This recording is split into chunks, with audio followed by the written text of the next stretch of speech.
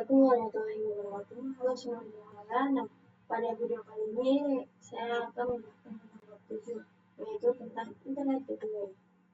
Pada materi Internet Gateway ini ada beberapa yang akan saya jelaskan. Yang pertama adalah pengenalan Internet Gateway. Untuk membantu pembahasan kali ini, saya sudah mempersiapkan sebuah topologi yang akan kita gunakan ke depannya, yang mana di sini terdapat 5 PC dengan satu PC switch dari vendor Cisco, dan juga terdapat satu perangkat mikrotik yang terhubung ke internet, dan goalsnya adalah agar router kita dapat terhubung ke internet yang mana nanti akan kita sharing ke klien sehingga sekumpulan PC ini dapat mengakses internet. Nah, inilah yang kita sebut konsep dari Internet Gateway. Kemudian bisa langsung mengimplementasikan saja ke environment ke PNet lab kita. Nah, di sini saya sudah memiliki perangkat mikrotik yang bernama microdetectors.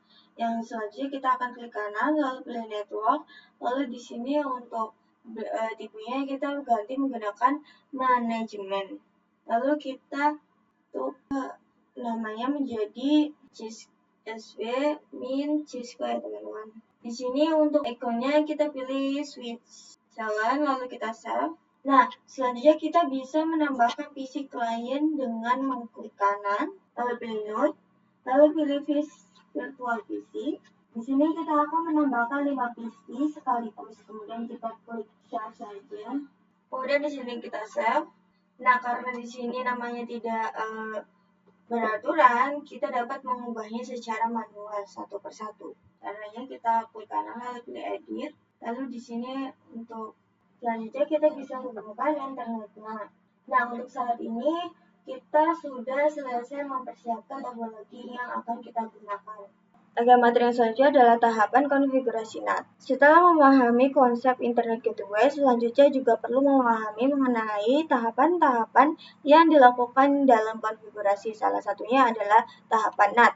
NAT yaitu Network Address Translation yang memiliki fungsi mentranslatekan IP privat menjadi publik. Jadi untuk membangun sebuah jaringan lokal, semua PC yang tersedia memiliki IP privat. Sedangkan syarat utama dapat mengakses internet adalah menggunakan IP publik. Maka saat PC tersebut ingin akses internet, ia akan melalui router dan bertugas untuk menerjemahkan IP yang menjadi satu IP publik sehingga dapat mengakses internet pada tahapan Ether sendiri. Kita akan melakukan konfigurasi pemilih auto out internet interface dan juga action. Nah, dulu adalah WAN. WAN sendiri merupakan singkatan with our network, yaitu koneksi antara router mikrotik dengan ISP. Pada WAN, dia akan melakukan konfigurasi DHCP client karena dapat bertindas pada DHCP server adalah ISP. Jadi, kita akan melakukan DHCP client ISP menyediakan DHCP server sehingga nanti mikrotik akan mendapatkan IP secara otomatis. Kita juga dapat melakukan konfigurasi secara manual, yaitu apabila ISP tidak menyediakan DHCP server, maka agar mikrotik kita IP kita perlu memberikan secara manual yang LAN, yaitu Local Area Network. Di sini kita akan fokus pada jaringan komputer satu dengan komputer yang lain. Pada tahapan konfigurasi LAN yang akan kita konfigurasi adalah IP address dan DHCP server. Jadi saat mikrotik kita connect dengan ISP, maka ia bertindak sebagai line karena mendapatkan internet dari ISP. Namun pada mikrotik dengan mencangkup LAN, maka dia bertindak sebagai server, yaitu memberikan atau sharing internet ke PC client. Materi selanjutnya adalah konfigurasi WAN dengan metode DHCP. Konfigurasi WAN dengan metode DHCP client seperti yang sudah dijelaskan sebelumnya, kita akan melakukan konfigurasi WAN dengan metode DHCP client dan manual. Untuk pertama-tama kita akan fokus terlebih dahulu pada metode DHCP yang dapat kita lakukan secara CLI. Pertama-tama kita bisa start mikrotik terlebih dahulu. Dan di sini saya akan konfigurasi menggunakan user yang sudah saya buat sebelumnya, yaitu ini. Oke, kita masuk ke terminal dan di sini saya login dengan ini dan password 123. Nah, secara default kita sudah mendapatkan IP DHCP client. Perhatikan, ini adalah IP DHCP, lalu bagaimana jika mikrotik kita belum terkonfigurasi DHCP client dan ISP menyediakan DHCP server, maka di sini kita bisa melakukan penghapusan IP DHCP client terlebih dahulu. Caranya teman-teman dapat masuk terlebih dahulu ke IP DHCP client. IP-nya berada di number 0, maka langsung saja kita berikan perintah remove member now. Lalu kita enter, lalu di sini kita print. Nah, begitu IP-nya sudah terhapus. Selanjutnya kita bisa kembali ke menu awal, lalu kita mengecek pada interfaces print. Dapat diperhatikan bahwa kita memiliki 4 interfaces yang dapat digunakan dan kita akan memfokus pada konfigurasi DHCP client pada Ether 1. Oke, kita coba konfigurasi dengan mengetik IP DHCP client, add interface, Ether 1, disable, no. Setelah di-enter dan saat kita cek dengan perintah IP address, print, maka untuk Ether 1 sudah mendapatkan IP DHCP client. Nah, perlu diketahui bahwa ketika kita mengkonfigurasi DHCP client maka secara otomatis kita juga mendapatkan barang meter gateway DNS dan juga IP DHCP.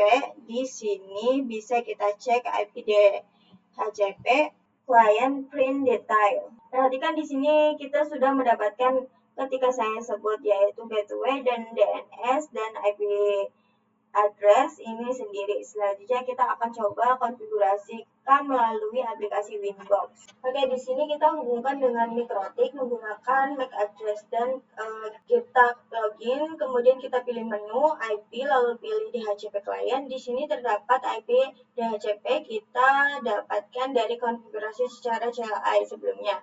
Sebelumnya kita dapat menghapus IP ini terlebih dahulu, kemudian kita bisa klik di tanda plus ini. Lalu pilih interface, Ether 1. Seperti sebelumnya kita gunakan Ether 1. Dan jangan lupa untuk DNS dan ETP kita checklist. Jika sudah kita bisa pilih apply.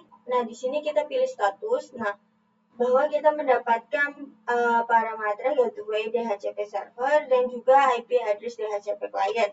Nah, di sini teman-teman perlu diperhatikan di bagian IP gateway dan DNS terdapat pada titik terakhir karena nanti kita butuhkan. Materi selanjutnya adalah konfigurasi WAN dengan metode manual. Selama konfigurasi secara DHCP, maka sekarang kita akan melakukan konfigurasi secara manual dengan syarat ISP tidak menyediakan DHCP server sehingga mikrotik dapat melakukan konfigurasi manual.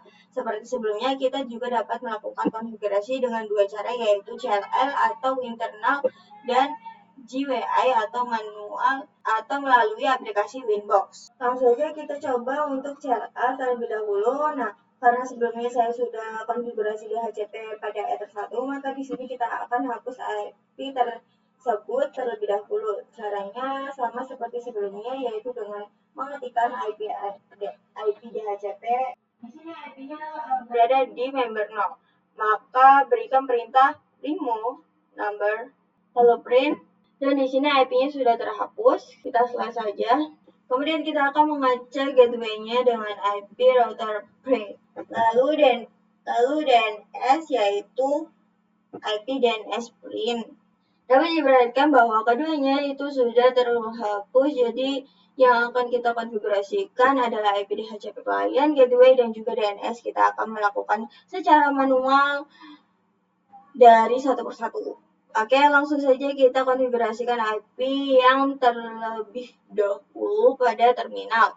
Dengan IP address, address, kita masukkan IP-nya yaitu 192.168.127.136/24, interface Ether 1.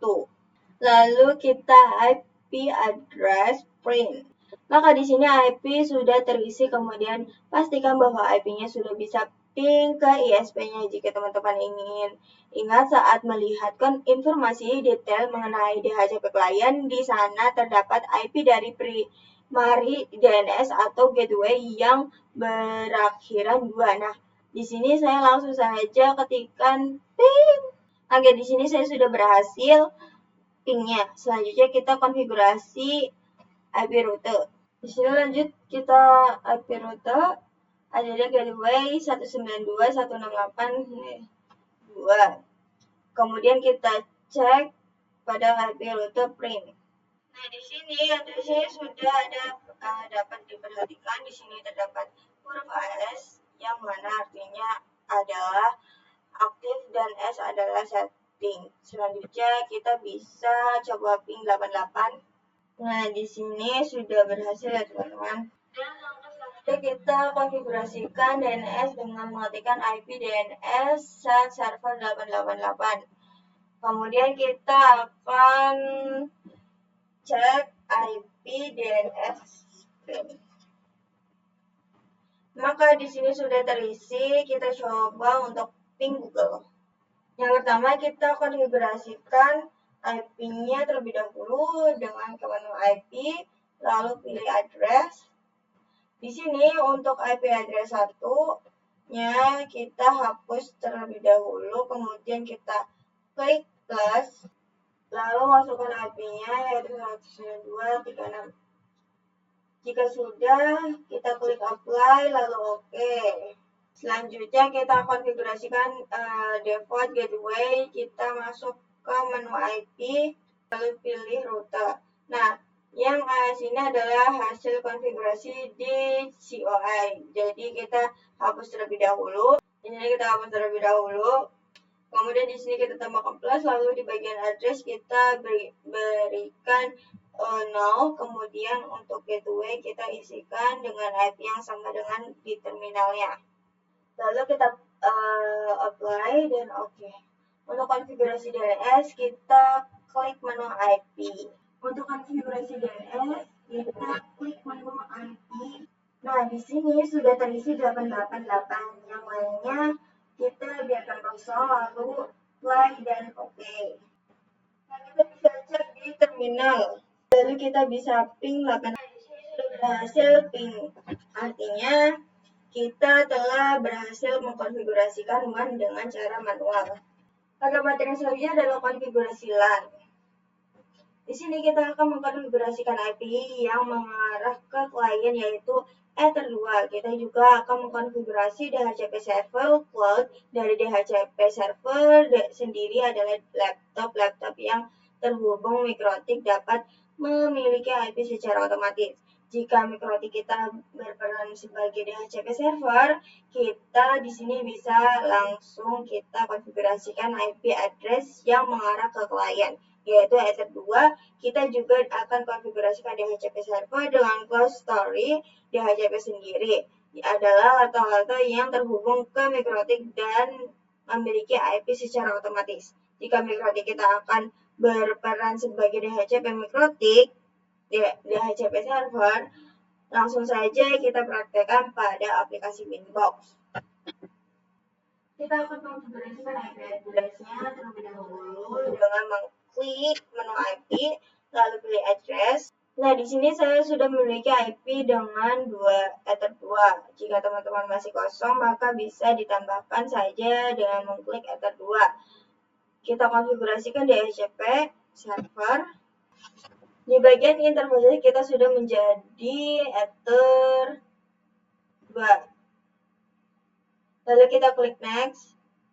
Lalu kita next. Gateway pastikan sudah sesuai dengan Ether 2, lalu kemudian kita next.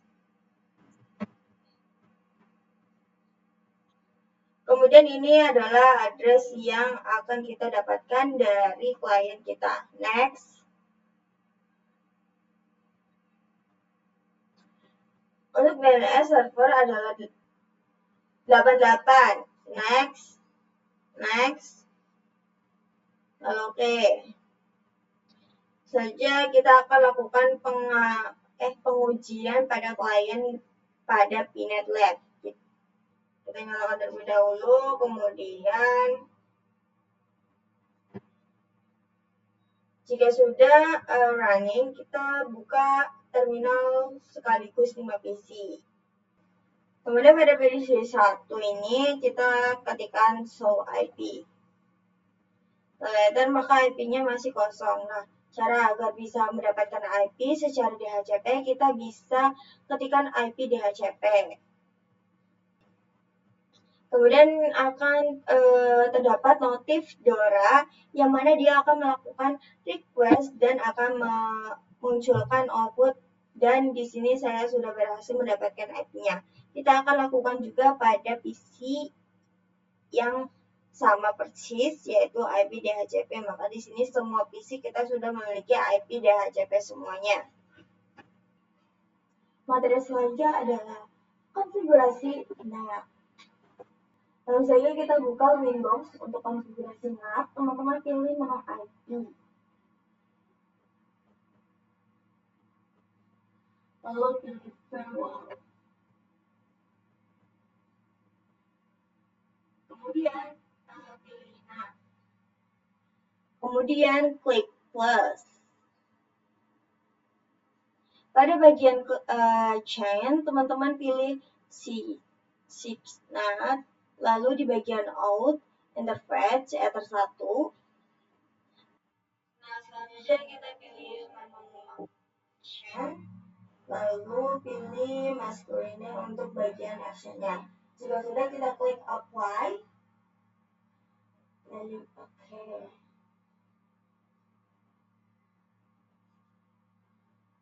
Kemudian kita akan lakukan pengujian pada PC 1.